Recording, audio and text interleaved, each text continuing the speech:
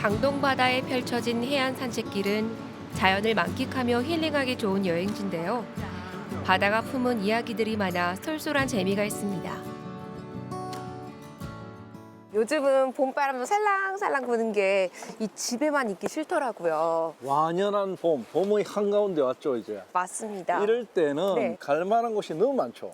네, 그래서 너무 많은데 선생님께서 조금 추천해줄 만한 그런 관광지가 있으면 추천 좀 해주세요. 오늘은 네. 굉장히 의미 있는 곳, 재미있는 곳, 꿀잼이 뚝뚝 떨어지는 그런 곳을 한번 소개해 보려고 합니다. 아, 어떤 곳인가요? 울산 12경 중에 하나인데 지금 젊은이들 사이에 가장 핫한 곳으로 회자되고 있는 그런 곳입니다. 아, 정말요? 네, 바닷가고 많은 이야기들이, 옛날 이야기들이, 할머니한테 듣던 옛날 이야기들이 막 전해져 내려오고 귀신고래와 관련된 이야기도 있고 뭐 하여튼 이야기가 무궁무진한 그런 곳입니다. 또 아는 만큼 보인다고 하잖아요. 또 선생님께서 이야기해 주시면 또 어떤 이야기인지 정말 궁금해지는데 함께 가볼까요? 한번 가봅시다.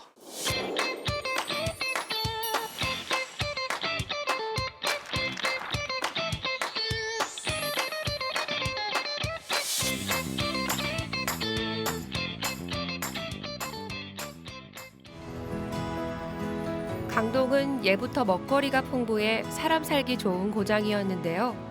특히 가자미로 유명한 정자항에는 신라의 부국강병을 이룬 역사가 숨어 있습니다. 여기 오니까 되게 평화롭다라는 말이 떠오르는데요. 여긴 어떤 곳인가요? 여기가 강동 중에서도 정자항. 여기 굉장히 이제 유명한 게 뭐냐면 바로 저 앞에 보이는 귀신고래도 유명하고 또 실제로 대한민국 이 동해안에서 잡히는 가자미 종류의 한 70%가 지금 울산 이 강동 바닷가에 잡힙니다. 저 아래 방어진 쪽에는 용가자미로 유명하고 이쪽은 참가자미로 굉장히 유명하죠. 그리고 이곳은 이름을 정자라고 부르거든요. 바닷가 이름이 왜 정자냐 이런 이야기도 가끔씩 하거든요. 그쵸. 왜 정자인 줄 알아요? 정자라고 하면은 우리 흔히 쉬는 곳을 정자라고 하잖아요. 정답입니다. 정자하면 쉬는 곳이고 쉬는 곳이 있는 그런 것을 정자라고 하는데 여기서 정자는 그런 거 아니고 정자나무라고 정자나무라는 거는 그 마을 어귀에 보면 큰 포구나무 같은 것들이 있거든요. 그런 정자나무가 이 마을에는 한 개만 있는 게 아니고 여러 개가 있었거든. 그래서 이곳을 정자마을이라고 했어요. 그리고 이곳은 청동기 유적도 상당히 많이 나왔거든요. 청동기 시절 이전부터 사람들이 많이 살았던 것이고 여기가 굉장히 유명한 게 뭐냐면 신라 시대 때 신라라는 나라를 하나의 부족 국가에서 국가 단위로 만드는 데 가장 결정적인 기여를 한 왕이 누구냐면 탈해왕이거든요. 쇠, 네. 철기 이거하고 관련된 사람이거든요. 철기, 쇠 하면 울산에 달천철장이 연결되잖아요. 맞습니다. 그러니까 탈해왕이 처음 여기서 동해안을 거쳐서 들어왔던 곳이 이곳이기 때문에 역사가 굉장히 오래됐죠. 이곳은 지질학적으로도 아주 중요한 의미를 간직한 곳인데요. 과거에는 강동 앞바다에서 걸어서 일본까지 갈 수 있었다고 합니다. 어떻게 가능했을까요? 또 비밀이 하나 있어요. 어떤 비밀이 있어요? 그보다 훨씬 전에 네. 상상도 할 수 없는 시절. 청동기 이전 시대 보면 선사시대? 선사시보다 더 전에 그 전은 뭐? 지질학자들이 이야기하는 신생대. 신생대 중에서도 마요세라는 시절이 있거든요. 네. 그 구분을 한 게 있는데 그게 한 250만 년 전까지 이어졌던 신생대거든요. 2014년쯤에 스포츠과학고등학교를 만들면서 부지 정리를 하면서 다 나왔어요. 그런 게. 삼엽충이라든지 이런 그 당시에 여러 가지 그 동물들의 화석들이 다 발견됐거든요. 이곳이 정말로 지질학계에서도 굉장히 보고로 여길 정도로 오래된 역사를 갖고 있는 항구다. 이렇게 보면 됩니다. 그리고 또 하나. 상상도 할 수 없는 또 하나의 비밀이 있는데 알려줄까요 말까요? 알려주세요. 어떤 비밀이 있나요? 여기는 이제 신생대 그 이후에 이런 지각 변동을 많이 했겠죠. 그래가지고 이제 사실은 일본 열도하고 이곳은 붙어 있었거든. 일본판과 유라시아판이 이제 붙어 있다가 점점 멀어진 것이죠. 멀어지다가 여기가 거대한 하나의 호수가 됐다가 동해가. 그렇기 때문에 이곳은 과거부터 오랫동안 많은 그 지질학적으로도 친연성을 가지고 있고 인문학적으로도 친연성을 가지고 있었기 때문에 바닷길이 저 연해주부터 해서 지금 이 대한해협 부산 앞바다 아래까지 이런 여러 가지 것들이 많이 연결되어 있는 곳이다 이렇게 보면 됩니다. 강동 바다에는 봄이면 찾아오는 귀한 손님이 있었는데요. 바로 귀신고래입니다. 과거에는 이곳이 귀신고래의 놀이터이자 고향이었다고 하는데요. 흰고래 등대랑 또 건너편에 보면 또 빨간색이 보이거든요. 너무 예쁜 것 같아요. 이 고래가 네. 그냥 고래가 아니고 귀신고래. 한자로는 극경이라고 하거든요. 네. 극경. 이 고래들은 그냥 고래가 아니에요.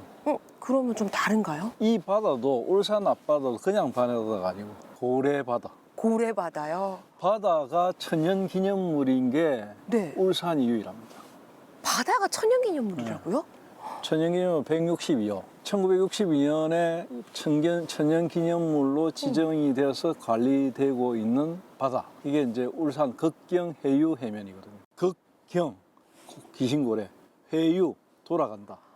해면, 바다다. 장생구 고래박물관 그쪽에 가면 극경 해유 해면이라는 어떤 표지석이 있어요. 그까지가 울산의 고래바다의 경계선입니다. 여기서부터 이제 저 장생부까지를 고래바다라는 천연기념물로 지정한 이유가 있겠죠, 그죠? 고래의 종류 중에서도 굉장히 귀중한 귀신고래, 극경. 이 귀신고래가 놀던 바다이기 때문입니다. 근데 귀신고래가 하필이면 왜 여기서 놀았을까요? 귀신고래한테 물어봐야 되겠지만 이 실제로 조사를 해보니까 네. 귀신고래는 이제 오츠크 해역에서 시베리아 쪽에서 내려와가지고 울산의 동해 바다까지 와가지고 이 이제 장생포 아래 저쪽에서 돌아서 다시 오츠크해로 돌아가거든요. 또 한 무리는 그 동중국해까지도 가는 귀신고래가 있다고 하는데 아직까지 그건 이제 조사가 덜 됐고요. 근데 중요한 거는 뭐냐면 이 귀신고래들이 울산 앞바다에 와서는 아주 특이한 생태의 모습을 보인다는 거예요. 어떤 특이한 모습일까요? 여기서는 새끼를 낳아서 기르는 거죠. 아니 그 정도로 여기가 좋다는 거잖아요. 그렇죠. 고래가 새끼를 낳아서 기를 정도면 굉장히 편안한 바닷가라는 뜻이거든요. 편안하고 또 먹거리도 많고. 그렇죠. 그 새끼를 낳아서 먹였던 것이 바로 정자의 가장 특산품, 정자 돌미역입니다. 와. 임금님께도 진상을 했던 그 돌미역, 그게 귀신고래의 먹이였어요. 안타깝게도 귀신고래는 1977년 이후 그 모습을 감춰버렸는데요. 아쉬워서일까요? 이곳에는 유독 귀신고래와 관련된 옛 이야기들이 많이 남아 있습니다.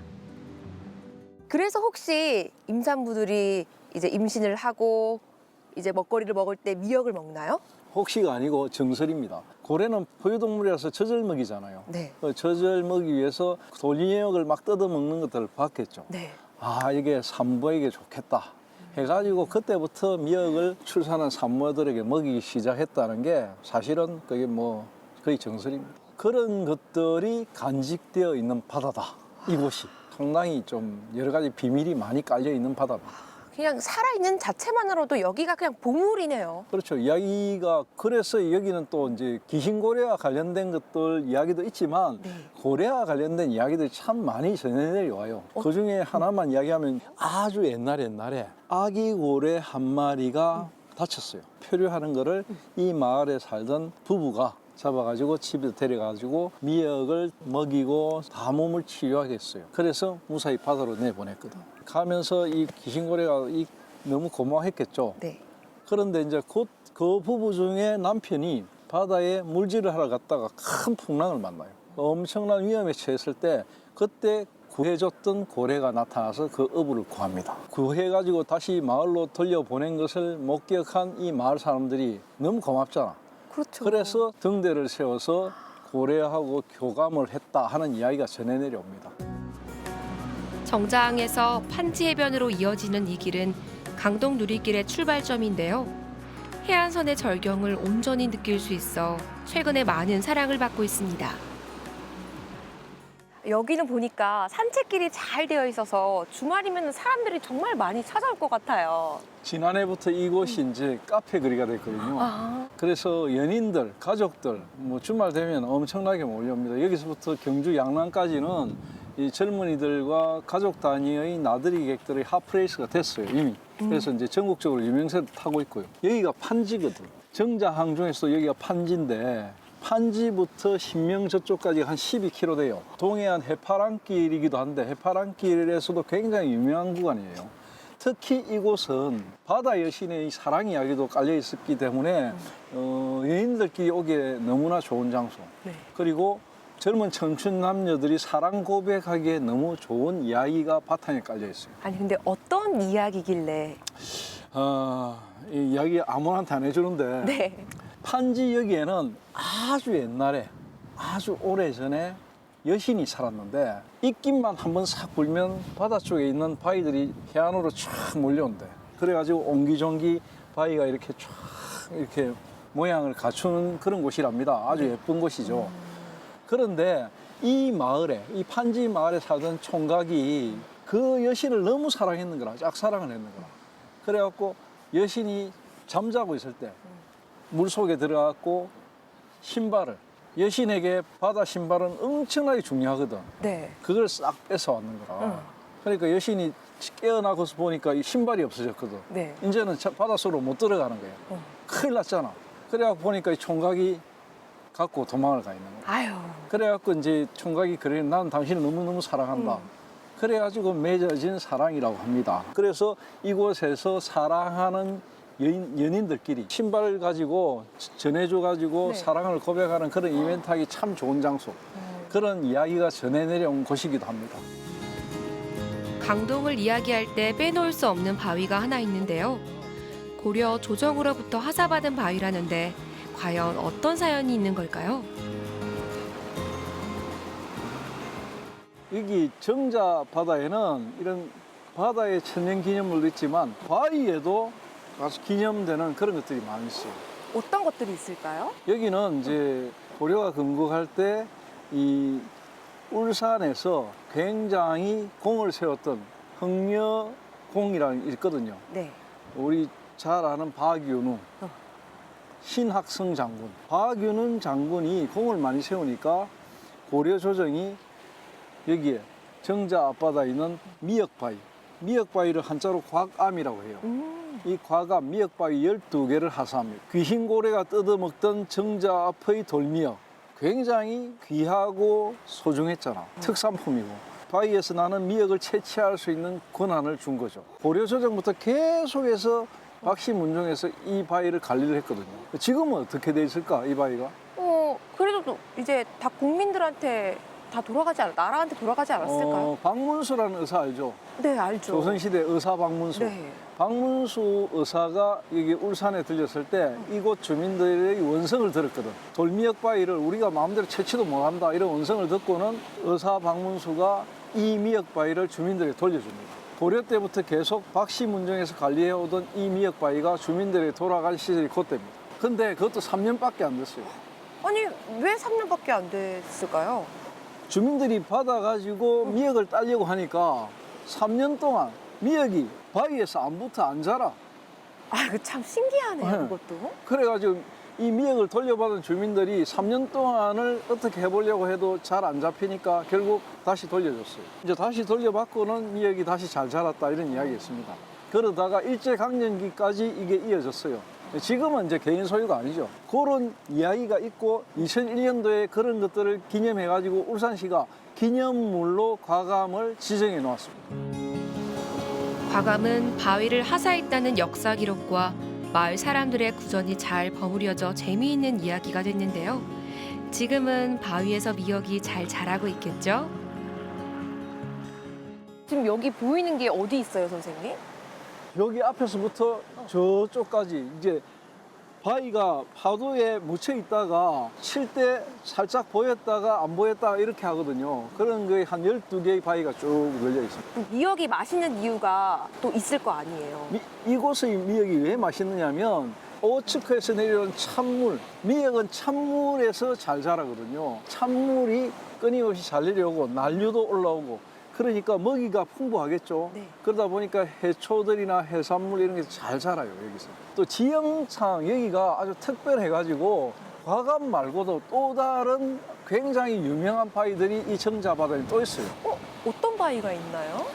저 위쪽에 올라가면 네. 화암추라는 곳이 있어요. 화라는 건 꽃이겠죠. 그죠? 암은 바위니까 바위가 꽃처럼 생겼다 이런 의미잖아. 우리가 주상절리라는 이야기를 하면 화산 활동에 의해서 바위가 정육각체처럼 뻗어 있는 바위. 그러면 양남의 주상절리 굉장히 유명하죠. 유명하죠. 근데 그거보다 더 앞서서 강동의 정자바닷가에 있는 하암주상절리는 더 빨리 발견이 됐고 더 처음에 알려졌는데 지질학자들도 굉장히 유명하게 생각하고 조사를 하고 했는데 드라마 촬영하면서 양남 쪽이 너무 인기를 얻다 보니까 지금 울산의 주상절리는 좀 묻혀버렸는데 그래도 그곳에 가면은 또 굉장히 아름다운 주상절리를 만날 수 있습니다.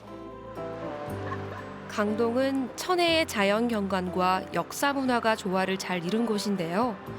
강동 바닷길을 걸으면 울산의 진면목을 온전히 느낄 수 있습니다. 울산실록의 강동 어떻게 기록하면 될까요? 너무 기록할 게 많은데 추려서 이야기하면 이 강동바다는 울산 해양 관광의 핵심이거든요. 아주 오래전부터 내려오는 이야기부터 지금도 전해질 수 있는 많은 컨텐츠까지. 그래서 지금은 카페 거리로 가족 단위 연인들이 머무는 아주 관광지로서 급부상하고 있기 때문에 이런 옛날과 오늘의 것을 잘 조화롭게 가꾸어서 새로운 관광 컨텐츠로 발전시켜 나가는 것. 그것이 바로 울산시록에 기록해야 될 것이라고 생각합니다. 봄바다가 들려주는 이야기. 이번 주 강동 나들이 어떠신가요?